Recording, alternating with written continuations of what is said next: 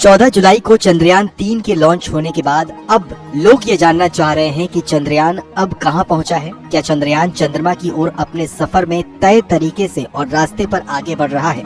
आपको बताएं तो इसरो की तरफ से लगातार चंद्रयान 3 को लेकर जानकारी दी जा रही है। इसरो के कई वैज्ञानिक चंद्रयान 3 को उसके लक्ष्य तक पहुंचाने के लिए 24 घंटे काम कर रहे हैं और लगातार उसके मूवमेंट पर नजर रखी जा रही है। इसरो के द्वारा चंद्रयान 3 को लेकर दी गई हालिया जानकारी के अनुसार चंद्रयान चौथे ऑर्बिट में प्रवेश कर चुका है और ये 25 जुलाई को पृथ्वी के 5वीं कक्षा में प्रवेश करेगा।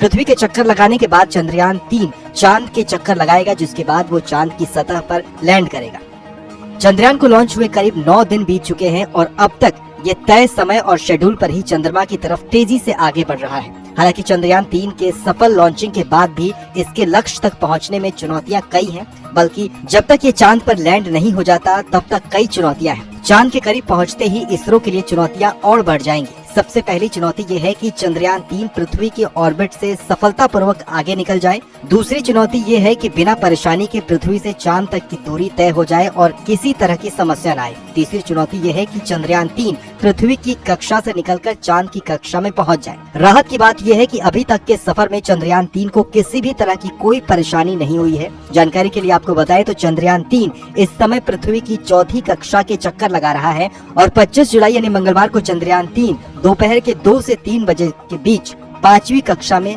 प्रवेश करेगा।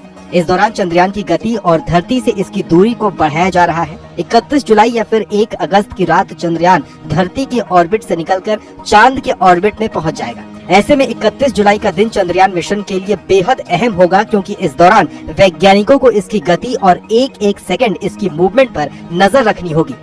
वैज्ञानिकों की माने तो ऐसे समय में एक गलती पूरे मिशन को खराब कर सकती है।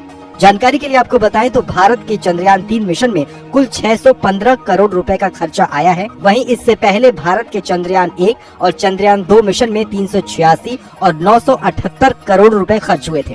ऐसे में देखा जाए तो भारत का चंद्रयान 3 मिशन पिछले वाले मिशन के मुकाबले काफी किफायती रहा है।